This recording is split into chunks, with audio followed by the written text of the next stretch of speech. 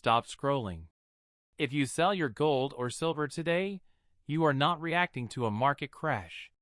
You are falling for a trap that just transferred $12 trillion from the public to the banks in a single morning.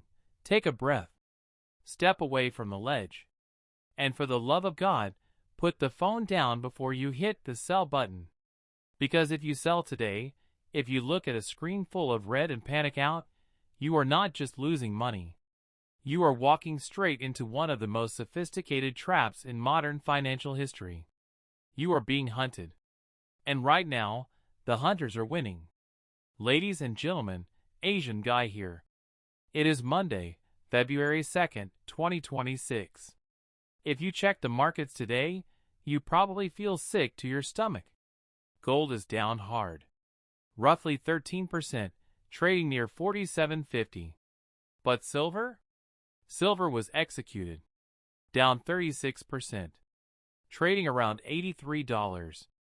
Just days ago, everyone was talking about triple digits. About silver going to the moon. Now the mainstream media is celebrating. CNBC says the bubble has burst. The Wall Street Journal says cash is king again. And they have a new hero, Kevin Warsh, the so-called hard money sheriff. Here is the story they are selling you. They want you to believe that Warsh will drain liquidity, save the dollar, and kill inflation. That the adults are back in charge. And that holding gold and silver is foolish when you can hold US dollars. That story is false. This is not market reality. This is psychological warfare. Look at the price action. Does a 36% drop in silver in a single day feel natural to you? Do you really believe that every silver investor on earth woke up, read a headline, and dumped their life savings at the same time? Markets do not move like this unless they are pushed. This was a paper smash. A coordinated dump of billions in futures contracts that do not represent real metal. They waited for thin liquidity. They hit the bid repeatedly. They triggered stop losses. They forced margin calls. Selling created more selling. At $100, stops blew out. At 90, leverage collapsed. At 83, panic was complete. Now ask the real question. Who is buying? It is not retail. Retail is frozen in fear. It is not pensions. They move too slow. It is the banks. The same institutions that caused the crash. They are smashing the paper price so they can quietly take delivery of physical metal. At $83, silver is one of the cheapest assets on the planet relative to the money supply. But they cannot buy your metal unless you sell it. So they scare you. They tell you the world has changed. They tell you cash is king. Here is reality. While the screen says 83, try to buy physical silver at that price. Try to buy a monster box of Eagles today. You cannot. Dealers are sold out. Premiums are rising. The gap between paper price and real price is exploding. This crash is not real wealth destruction. It is a derivatives event. The trap is set. The door is closing. And if you sell real metal for paper dollars today, you will remember this moment for the rest of your investing life. This would be the single biggest mistake of your financial life. So let's slow this down and dissect the heist. Let's explain exactly how they fake a crash. Welcome to part 2. This is the crime scene. What happened was not chaos. It was a mechanized assault. To understand the crime, you have to understand the weapon. The weapon is the futures contract. A futures contract is not a bar of silver. It is not metal. It is a bet on the price of metal. It is a piece of paper that says, I promise to buy or sell silver at a future date. Here is the dirty secret. You do not need any silver to sell a futures contract. You just need margin. A small amount of cash. If you are a major bank or market maker, you can create these contracts almost out of thin air. Paper silver can be created infinitely. Now here is exactly what happened. At 3 a.m. New York time, While you were asleep, they waited. They waited for Asia's physical markets to close. They waited before London fully opened. They waited for the liquidity air pocket. Then they attacked. They did not sell physical silver. They dumped thousands of paper contracts in milliseconds. The algorithm saw a flood of sell orders and reacted instantly. The computer does not think. It just assumes everyone is selling. Price must go lower. So the price drops from 120 to 110. And this is where the trap snaps shut. Because you, the retail investor, the fund manager, the trader, you have stopped losses. Automatic orders that say, if price hits 100, sell everything. When the bank smashed the price to 100, your stop loss triggers. Your system sells. That selling pushes the price to 95. That triggers the next stop loss. Then 90. Then 83. This is not panic. This is a liquidation waterfall. The banks did not sell all the way down. They just pushed the first domino. The algorithms and your own risk controls did the rest. They used your fear against you. Now here is the genius of the heist. While the paper price is crashing, while your screen flashes $83, what are the banks doing? They are not selling. They are buying. They are standing at the bottom of the waterfall with a bucket. They triggered your stop loss so they could buy your contracts cheap and cover their own shorts.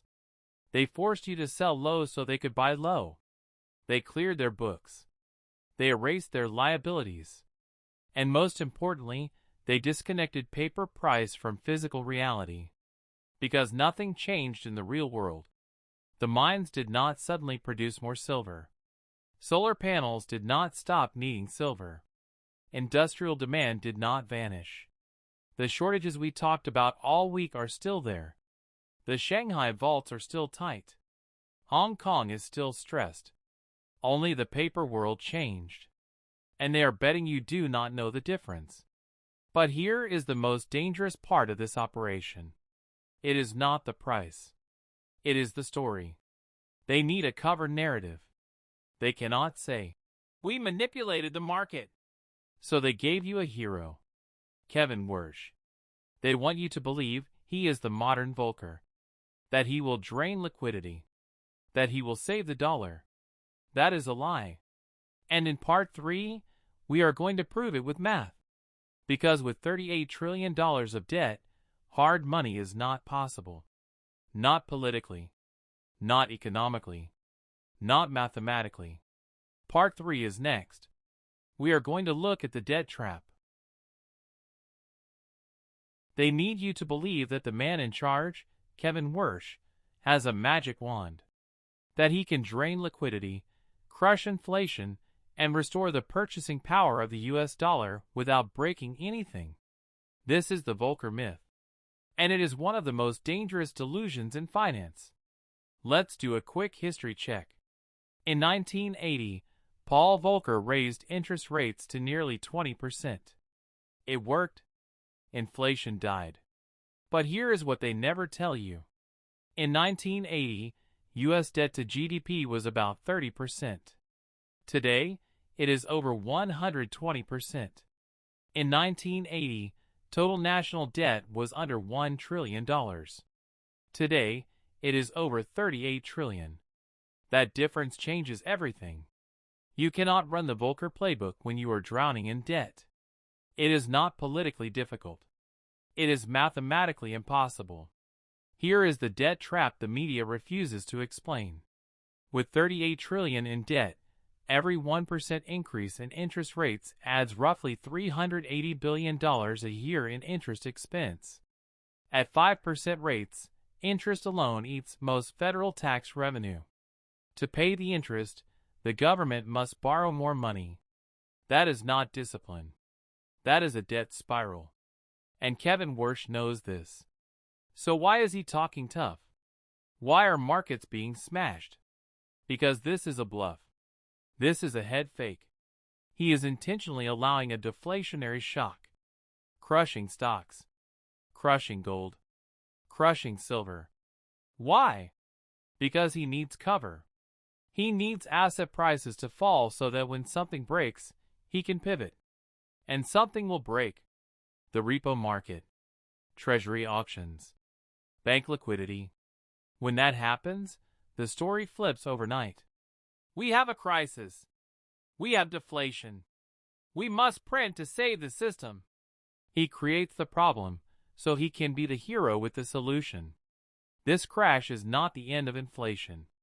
It is the compression phase. Think of a coiled spring.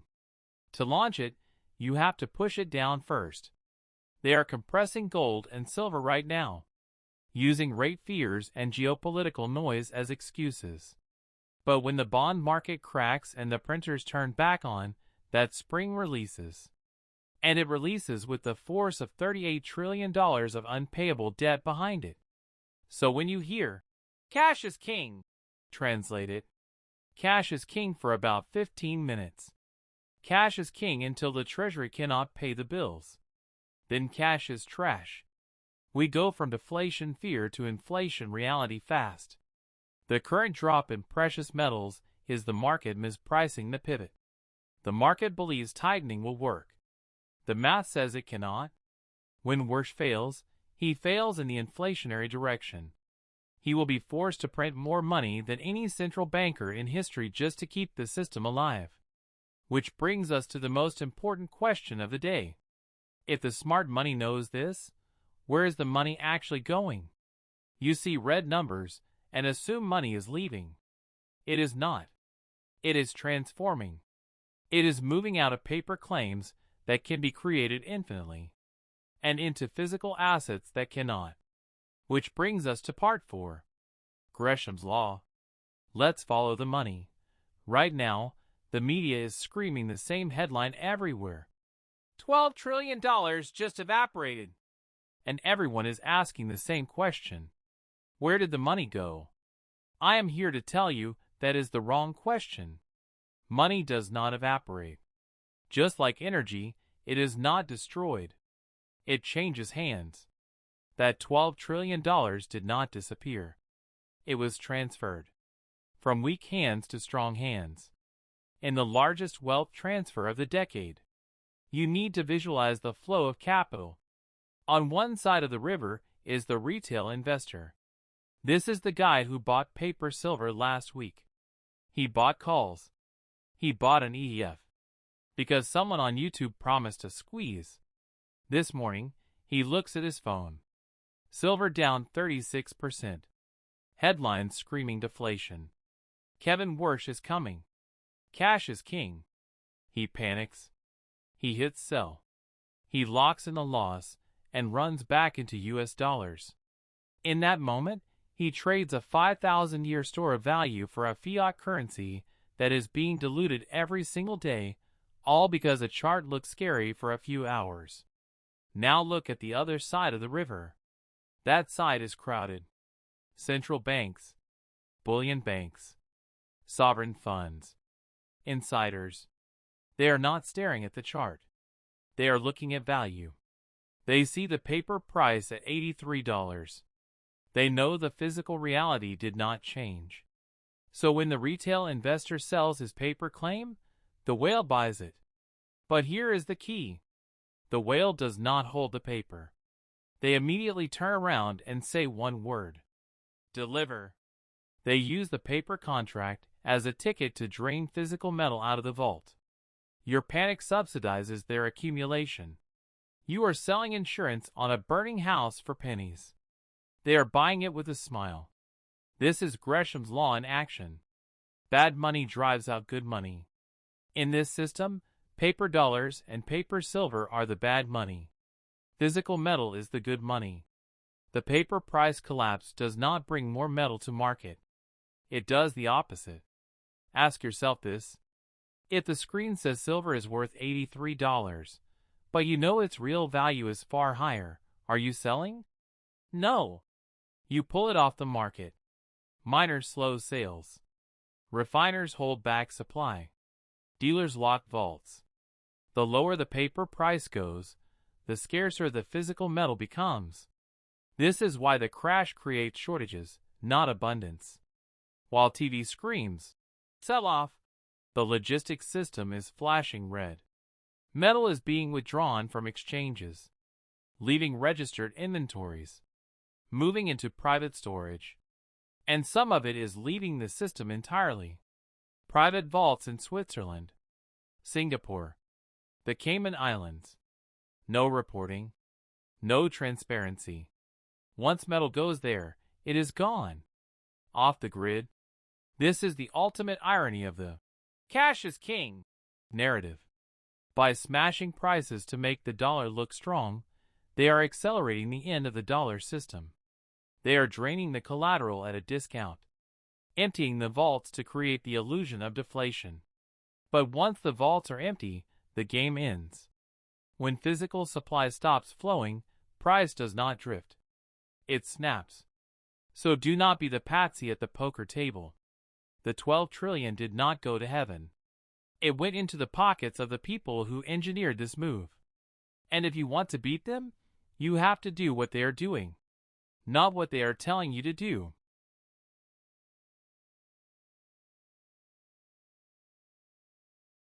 Do not do what they say. Do what they do. Ignore the paper price.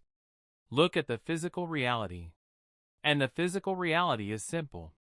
At $83, silver does not exist. It is unobtainium. Try to find it. I dare you. Here is the challenge. Pick up your phone. Open a new browser tab. Try to buy 1 ounce of silver for $83. Go ahead. I'll wait. Every screen agrees, right? CME, CNBC, The Wall Street Journal. They all say silver is $83. So logically, you should be able to trade 83 paper dollars for 1 ounce of metal. Now call your local dealer. If he even answers the phone, he will tell you one of two things. Option 1. We are sold out. Option 2.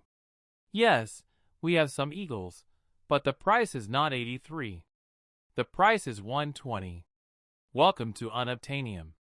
This is the moment where spot price and street price get divorced. They are no longer living together. They are not even speaking. The spot price on your screen is the price of a paper contract that settles in cash. It is the price of a promise. The street price is the price of reality. And reality is charging a premium. That premium is not a ripoff. It is a message. It is the dealer telling you the paper market is broken. The cost to replace inventory did not go down. It went up. At $83, mines shut down. No miner is going to blast rock, process, or refine metal and sell at a loss because an algorithm in New York panicked. So supply freezes. Mines hold back. Refiners hold back. Wholesalers lock vaults. You want silver at 83? Go dig it yourself. And yet the paper market claims the price has collapsed. This is a hallucination. A phantom price. It is like walking into a Ferrari dealership and seeing a sign that says Ferrari's $10,000. You get excited. You run inside. And the salesman says, "We don't have any cars, but we can sell you a picture of one." That is the paper market right now. And the sellers know they will never have to deliver. This is how you know the crash is synthetic. If this were a real bear market, dealers would be drowning in inventory. Premiums would be negative. People would be lining up to sell silver for cash. But the opposite is happening. Phones are ringing nonstop. Buyers are everywhere. Sellers are gone. The physical market has dried up. Try to buy $1 million of silver at 83 today. You cannot. The order will be rejected because the metal is not there. And this is the fatal flaw in the "cash is king" narrative. Cash is only king if it can buy something. If you hold cash but cannot convert it into the asset you need, your cash is useless. It is an expired coupon. This is where the trap closes. Retail investors sell paper silver because they are scared of the number on the screen. They get cash. Then, days later, when they realize the crash was fake, they discover they can't get back in. Here is how this ends. Retail investors sell their paper silver at 83. They move into cash. Then reality shows up. They try to buy their silver back. But now the premiums are higher. Or worse, the price has already snapped back to 150. They sold low. They cannot buy back. They are priced out. Forever. They have been washed out of the one asset designed to protect them from the coming debt spiral. So understand this. When you look at that screen, you are looking at a ghost. $83 silver does not exist in the physical world. It is a number generated by a computer to scare you. Do not fear the ghost. Fear the empty vault.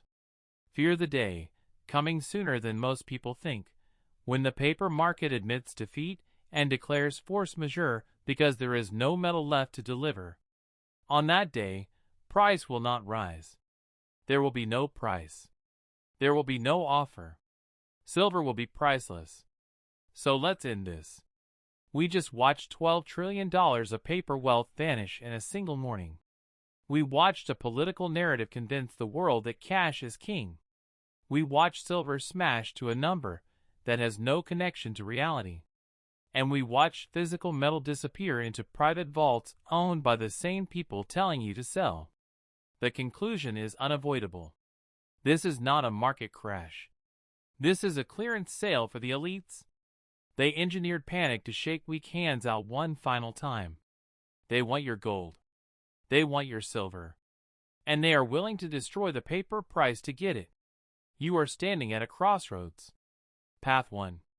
You believe the lie. You sell real assets for cash. You walk away with a currency backed by $38 trillion of debt. A currency guaranteed to lose purchasing power year after year. That path puts you on the Titanic after it already hit the iceberg. Path 2. You see the trap. You hold the line. You understand that a 5,000-year store of value does not become worthless because an algorithm printed a red candle. You understand that price is what you pay, but value is what you hold. At 83, they are practically giving away the only asset that survives monetary resets. This crash is not a warning. It is a gift. Do not waste it. If you can find physical metal, buy it. If you can find real inventory, take it. Trade their fake paper for real atoms. Drain the system while you still can. Because the paper market is dying. It is thrashing. The physical market is not. They can print infinite dollars. They cannot print silver. They cannot print gold. They cannot print trust. Do not let them steal your future. Do not let them scare you out of your legacy. The 12 trillion disappeared from the screen. But the wealth is still there for those strong enough to hold it. This is John A.G. The price is fake. The war is real. Do not sell. Stack harder. Final message for all of the price on your screen is fake. The metal is real. When the vaults are empty, there will be no price, only regret. Do not sell. Hold the line.